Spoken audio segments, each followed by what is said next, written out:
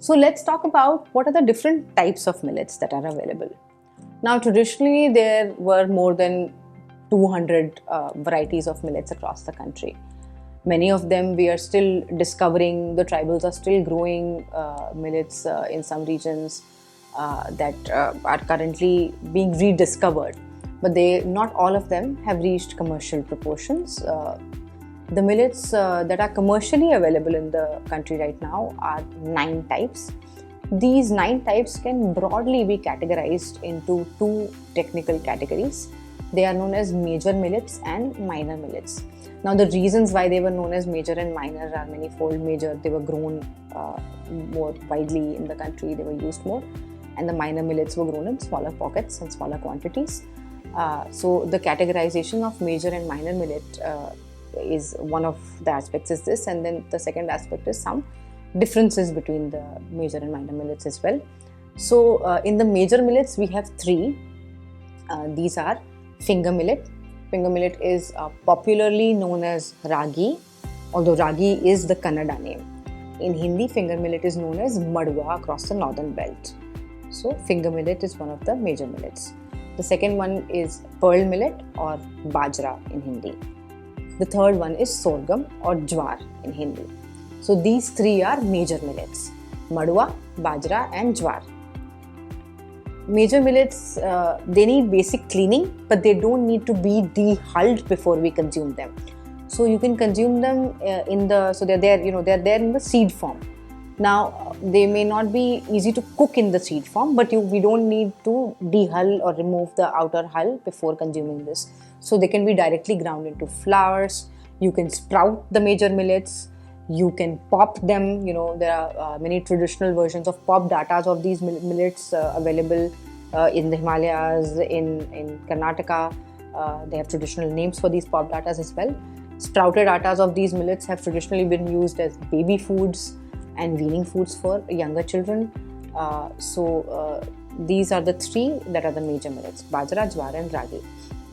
Bajra is extremely high in iron. It's high in folic acid. It's extremely nutritious. And when we are talking about diets for younger children or even for women, it's a millet that we must try to include in our diets. There are several misconceptions also with pearl millet or Bajra. Many people tend to think that you can consume it only in the winter season. That's not so. Bajra has been traditionally consumed across different seasons and in different states in different traditional ways. It's just the way we need to consume it. It can change.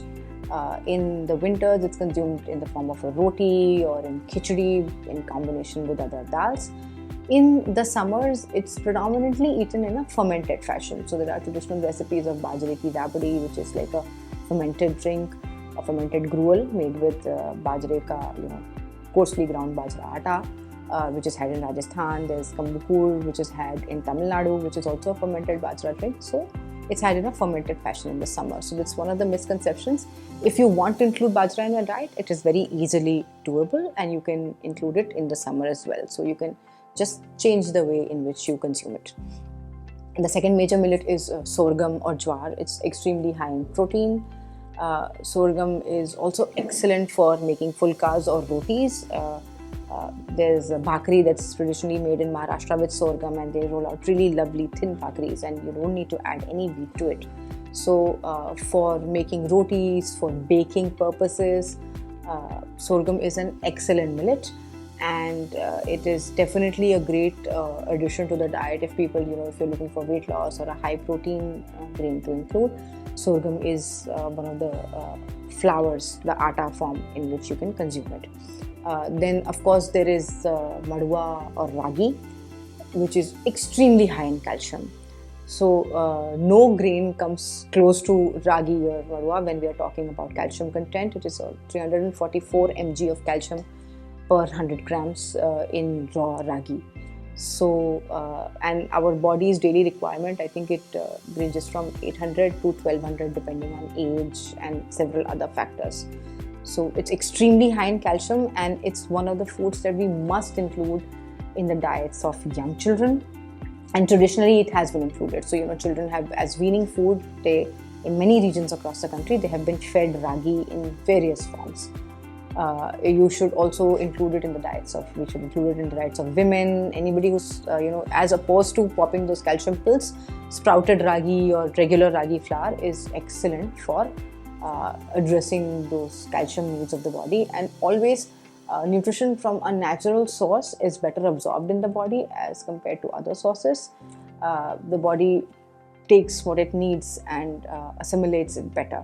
So we must try to include these diverse grains for these different nutritional aspects. So these are some of the benefits of major millets. Next we move on to the minor millets. Minor millets are 6. These are Foxtail Millet, it's called Kangni in Hindi. Then there is Kodo Millet. Kodo Millet is called Kodo. There is Barnyard Millet. Barnyard Millet is called Sama or Samak Chawal, which is typically had during fasting. There is Little Millet, it's called Kutki. There is Browntop Millet, which is called Makra. And then there is Proso Millet, it is called China in Hindi. So these are the 6 types of minor millets. Now, why are we categorizing these as the minor millets? One is, of course, we talked about earlier, they were grown lesser, but they were still quite widespread in terms of their spread across the country.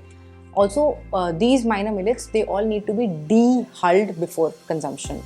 So we cannot digest the outer skin of the minor millets. The outer skin needs to be removed. So it's a very shiny seed coat of most of the minor millets, and they need to be removed and de-hulled. And you need to get to the inner part, which essentially basically looks like rice. So it's very similar in that sense to paddy rice or dhan ka chawal, jiska mein we need to remove the outer chilka. So that needs to be removed by either hand pounding or machine, etc. And you need to get to the inside bit, which is the rice part, and that you can consume and easily digest. If you've seen, even in Foxtail Millet or Kangni, many people use it for birds, but the bird feed that you get is with the skin. So as humans, we cannot digest that skin.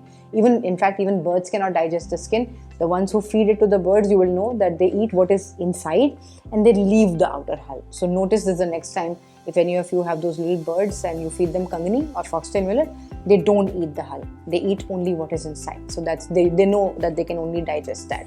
So all of the minor millets, they need to be de-hulled before we consume them. Now we will talk about each one of the millets individually. Foxtail millet first is extremely high in protein. So it's a great vegetarian grain protein source, and it's something which is also slightly lower in carbs as compared to the other millets, and the fiber content is also quite high. So Foxtail millet is extremely nutritious. It's more or less very neutral in taste. It's a very good minor millet to start off with. Now these minor millets, when they are just de-hulled, we refer to them as millet rice, because you can cook them just like rice. Even traditionally, they were known as, a lot of people ask, why do your packets, whatever you sell, and when we talk about millets, why do you call them millet rice? Rice is, because in people's perception, rice is just, white polished paddy rice. That's not so.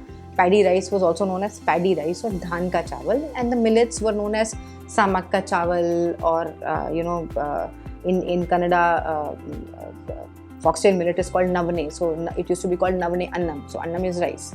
So they used to call it navne annam. So it's basically millet rice, and that's why we call that de-hulled form as millet rice, because you can cook it just like rice. So Foxtail millet is most taste neutral, and it's a great way to include and start off with millet rice, and it absorbs very easily other subtle flavors that you pair it with. The next one we're going to talk about is little millet. Little millet is called Kutki in Hindi. It's extremely nutritious, again very high in fiber. It's high in iron and several other nutrients as well, and it is excellent for the digestive system. So even for young children, when they scientifically, the diets that are recommended, little millet is also one to definitely include in their diet, because it's very easily digestible and it's good for the gut, and in general it's quite nutritious, like we covered. Now little millet also traditionally has been given for stomach related disorders, It has been given for reproductive disorders as well, both in men and women. And there are some traditional recipes which can be, so like kheer, etc. is supposed to be made with little millet, is supposed to be excellent for reproductive health. So it's definitely one of the millets that we should include. Little millet, I find, so the grains are the smallest of little millet. And I find it to be the easiest to include in dishes like bakes or kheer or even khichdi. Little millet tastes very, very nice. The next millet that we are going to talk about is Barnyard millet. Barnyard millet is called sama or samak ka chawal. This is across the country a millet or a rice that is had traditionally during fasting as well. Now, little millet and barnyard millet look very similar, and we will show you how, although they look very similar, how we can tell them apart. Now, first we'll talk about barnyard millet, and then I'll talk about how to tell little millet and barnyard millet apart. Barnyard millet is also, again, very high in fiber, very high in iron, and it's also, many people look at it and then they compare the numbers of the nutrition, so it's consistently high in many parameters amongst all the millets, and it's very, very nutritious. One of the things you must be careful about, people think that we are anyway having this millet, so we'll just get it from the kirana shop. Be very careful, we'll talk about this later also. Typically what is available in the name of sama in the market is very polished. So you must avoid the polished sama. It should not be white in color. So it should be off-whitish, beigeish in color, and that's the unpolished millet, barnyard millet, which gives you the nutrition that the millet promises to bring to your table, as opposed to the polished barnyard millet. So barnyard millet is also easily done in recipes like kheer and khichdi. Also, it cooks a little al dente, so it has a nice flavor profile to it, and you can use it in nice fluffy dishes as well. Toss it in a salad, etc. too. So it tastes very good like that. Now, the difference between little millet and barnyard millet. So if you were to look at them individually, especially the unpolished versions, even the polished ones, so they look very similar. So anyway, we are not talking about consuming polished millets. So anything that's white is polished, and that's not to be consumed. Unpolished little millet and barnyard millet, they look very similar. When you put them next to each other, you will see that little millet is slightly smaller, barnyard millet is slightly bigger. Little millet is slightly darker, like one shade darker in color, and barnyard millet is one shade lighter in color. These are the two things that you can tell apart when they are side by side. Now, what happens when you see the millet individually and you're supposed to tell whether this is little millet or barnyard millet? Barnyard millet has a very prominent germ on the grain. So the dot, the eye of the grain or the germ of the grain is extremely prominent. So on each one of the barnyard millet grains, you will see a very prominent dot. This is not very prominent in little millet. So when you see them individually, if the germ or the eye or the dot on the grain is extremely prominent, then that's barnyard millet. If it is not prominent, it is little millet. So this is the most critical difference when you want to tell the two apart, and this is the only one which you can tell apart when you see them in isolation. So these are some differences, how you can tell the difference between little millet and barnyard millet. The fourth millet we are going to talk about is Proso millet. Proso millet is called Cheena in Hindi. It's the biggest of the minor millets. It's slightly yellowish in color, like golden yellow. Also, Proso is one of the millets that you will find very easily across the world.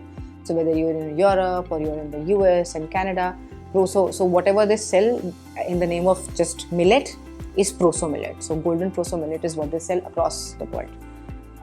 And it's extremely high in protein. In fact, the highest in protein amongst all the millets. It's very easily, of course, all millets are easily digestible because of their alkaline nature, but Proso even more so. But it needs to be cooked well and cooked properly because it's the biggest millet. It takes long to cook. It's been traditionally given to women postpartum, to people recovering from long illnesses because of its high protein and also easily digestible nature. So Proso is very good for these purposes. So for Proso millet, if you cook it well, it cooks very nice and creamy. So if you do have the patience, because it takes long to cook, Proso makes excellent risotto. Otherwise, then you can use foxtail for risotto if you're short on time. Proso also makes very good curd rice. So if you're looking for creamy curd rice, Proso is an excellent option for that. Also, it's it's one of the millets that you can very easily use in vegan non-milk ice cream. So it has that quality in it, so you can use it for that too. And the next millet we are going to talk about is Kodo millet. Kodo is called Kodo only in Hindi. Kodo is excellent for weight loss, excellent for diabetes management. So although all millets are very, very good for diabetes management, Kodo is marginally more so. And it's dark brown in color. It has a very nice nutty flavor profile. I find that it goes very easily with dishes that have a stronger flavor, and it pairs. So it brings out its own flavor while adding to a dish with any strong flavor. So it cooks nice and fluffy too. So you can toss it in salads. You can make like a tomato rice would taste excellent with Kodo millet. A peanut flavored rice would also taste good. You can pair it with some Thai curries. There also it tastes very good. So these are some of my recommendations. Now the next and the last millet that we are going to talk about is Browntop millet. Browntop millet is called Makra in Hindi. Although traditionally it's primarily been limited to the region of the Karnataka Andhra belt. It's the highest in fiber amongst all the millets. It's also quite delicious. It's very similar in terms of cooking time, etc. to Foxtail Millet, and it cooks really nice and fluffy. You can use it in any rice-based dishes. If you were to make fermented gruels or porridges, Browntop does have a really good taste. So you can use Browntop for those kind of porridges. And of course, in terms of fiber content, it's the clear winner amongst all the millets. So it's definitely a must include in the diet.